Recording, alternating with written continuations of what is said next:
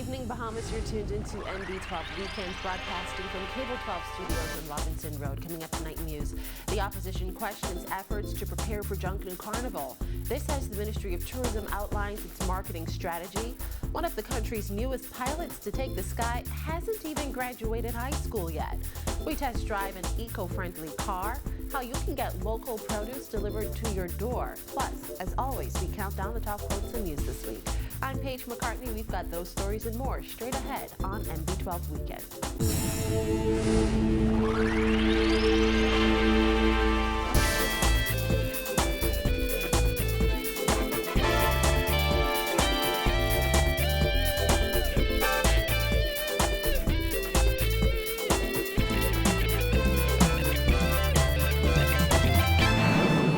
Welcome once again to NB12. We're just over 2 months away from the second Bahamas Junkanoo Carnival, and marketing for the event has begun gearing up.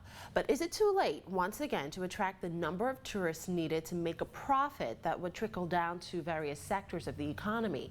Free National Movement Chairman Michael Pintard says he, for one, thinks so, seeing that he hasn't seen or heard much advertisement about the festival locally, much less internationally.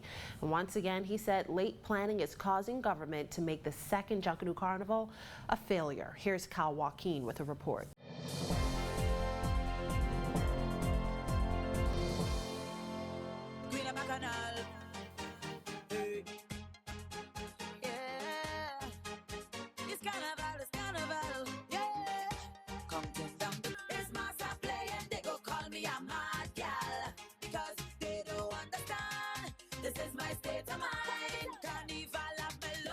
Carnival bands have done their part and begun putting out costume packages and events for this year's Bahamas Junkanoo Carnival. Just about every weekend, there's some sort of soak event happening in the capital, and while Carnival bands say they are doing their part, what's been the holdup on the government side? Just last weekend, the Ministry of Tourism took to Washington, D.C. to promote Junkanoo Carnival at a tourism expo.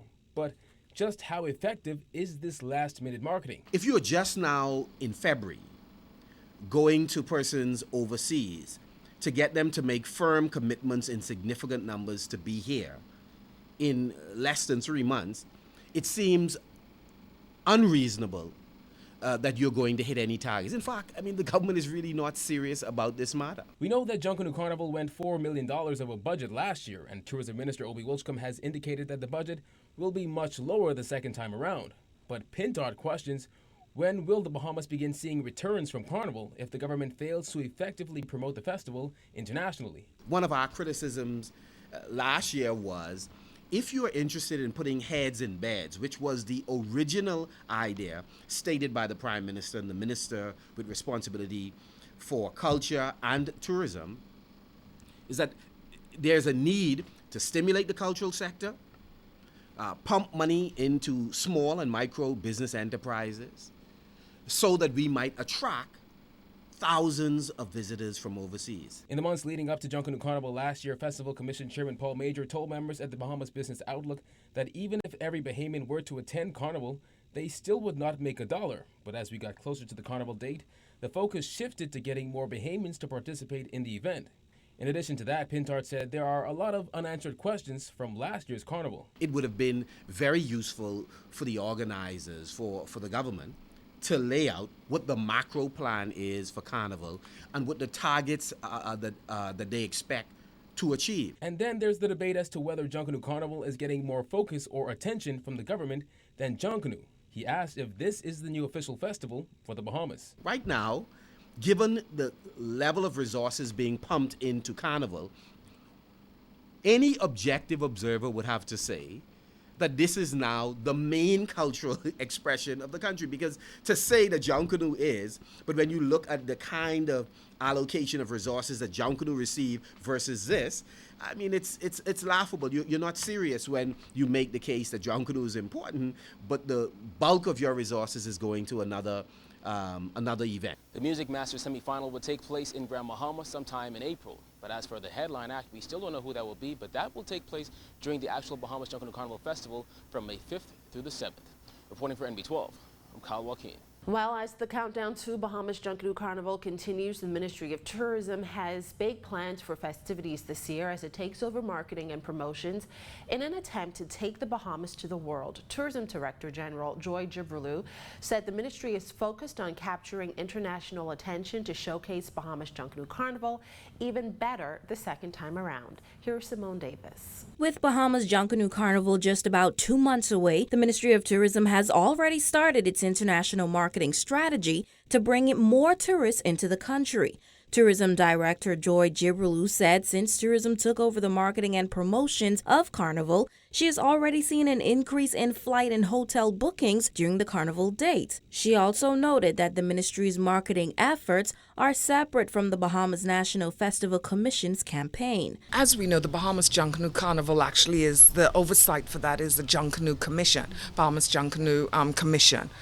This year, the Ministry of Tourism has been brought in to work with them from a marketing and PR standpoint, because really these events, as successful as it was last year, and without a shadow of a doubt, if you take away everything from it, it was successful, and that's not what we say, that's what people who are experts in carnivals say about it. Last year, Bahamas Junkanoo Carnival stirred up quite a lot of controversy as some questioned if Carnival even brought in enough tourists, while the government went over budget by millions with a total of $12 million on the event. Jibrillou said one of the main focuses this year is to improve on last year's visiting arrival numbers during the inaugural event. We want to measure it. Did it increase our stopover visitors? Did people come to it? We know that globally people travel just for carnivals. This is not I don't know what the term is, but there are, and young people in our midst can help. It's like a carnival junkies, meaning they go from one to the next, and they make a profession of it and they take groups to it. So, I didn't want to say it and upset, but I don't know. I was trying to think, how do you describe it? If we can tap into markets like that and get those people who really, they look for carnivals, they enjoy it, they see the benefits that it brings to communities and economies, we want to tap into them. The ministry kicked off its marketing campaign last weekend and took Bahamas Junkanoo Carnival to Washington, D.C. Tourism promoted Carnival at the Travel and Adventure Show at the Washington Convention Center.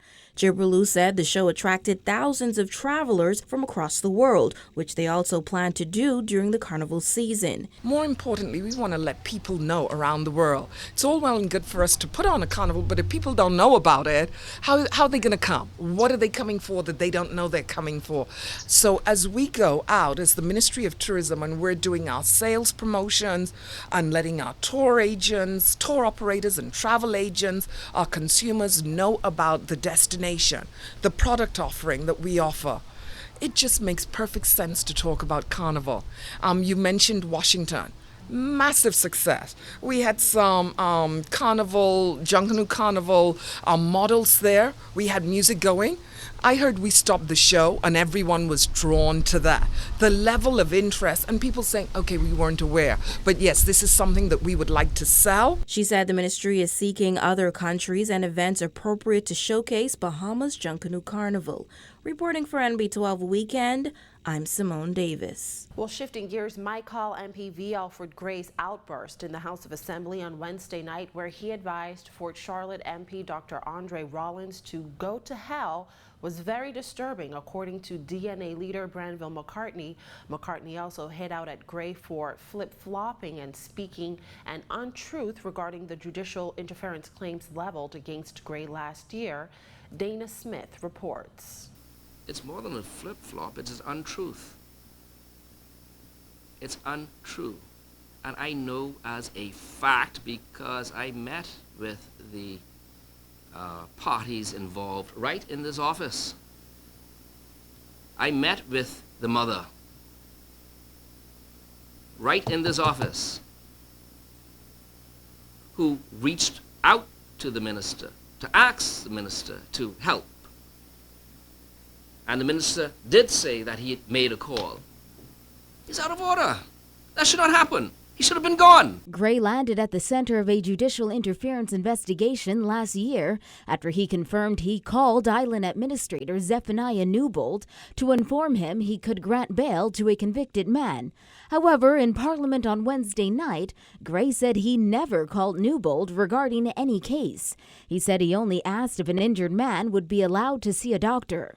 McCartney noted although Gray was ultimately cleared of any wrongdoing by the Attorney General, his local government portfolio was taken from him. McCartney said Gray should not be sitting there, and he advised him to just keep quiet.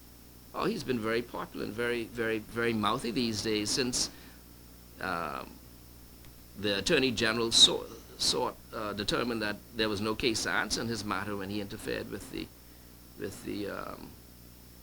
magistrate.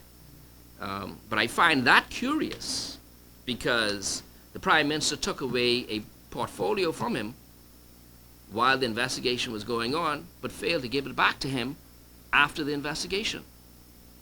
Quite frankly, he should not be there. He should not be sitting there. And he really should keep quiet in light of what has happened, what transpired. But, you know, that is the PLP. They're bold about it. McCartney also took Gray to task for what he called his very disturbing comments in the House of Assembly. Gray told Fort Charlotte MP Dr. Andre Rollins, among other things, to go to hell in a wastebasket after Rollins once again raised the topic of those judicial interference allegations. Referencing the slap Rollins received at the hands of Long Island MP Loretta Butler Turner, Gray said, quote, "When women slap you down and get away with it, it turns your head upside down. I know he has lost a little sense because of that heavyweight slap. Don't mess with me." Gray also said he wants to meet Rollins at the right place, advising him to, quote, "Join me whenever you are ready with your little slack head." Gray could also be seen holding up his fist in the air and showing it to Rollins, who he said lost a little screw. You threatening, that's like kids in the playground or people in the bar room saying, you come outside and let's fight, let's duke it out. Don't you think we have enough violence in this country now for our leaders to be promoting that in the House of Assembly? That's not the kind of leadership we need. That should never happen. And then you telling the other honorable member to go to hell? What is that? The only thing I could say is that Dr. Rollins must have struck a nerve with the good minister. Reporting for MB12 Weekend, I'm Dana Smith. From the police tonight, a man is in custody and the hunt is on for another after police say they cracked an armed robbery ring. Police say the suspect, who was taken into custody on Friday, is allegedly one of the masterminds behind a string of armed robberies of vehicles, cash, and jewelry over the past several days and weeks. Although one man is in custody, police say they need the public's help in finding the alleged accomplice, who has been identified as Brandon Cooper of Plantal Street. Take a look at your screen. If you know the whereabouts of this man, Brandon Cooper, police say call them immediately and to not approach him. He's considered armed and dangerous. You can call your nearest police station or Crime Stoppers at 328-TIPS. Well, in other news, many 12th graders at this time are panicking, trying to finalize what college they're going to attend or what their major will be, better yet, what they're going to wear for prom. But 17-year-old Donald Ferguson already has it all figured out. The Queens College student recently received his private pilot's license, and he hasn't even graduated yet. The young pilot says while his classmates are still trying to figure out which career they want, he's ready to start his as a small craft pilot now. Ferguson said he was introduced to flying at a very young age by his uncle, and the dream grew from there. I really started flying from I was 15. Really got started into it. My aunt actually had a plane, and she just told me to show up and I could take lessons, and that's how I started out. And I started out with this school in the States, Beach Aviation. They have a school here, but we do most of our academics here, like ground school, and we go over there and fly. In between breaks from his schoolwork, Ferguson clocked in more than 60 hours of airtime. He said a highlight for him was flying his parents to the Fort Lauderdale Executive Airport at night recently. Ferguson said flying over the city and seeing the bright lights at night brought his dream full circle. My uncle, he was like my role model, and I just looked up to him and was like, one of these days I want to do this.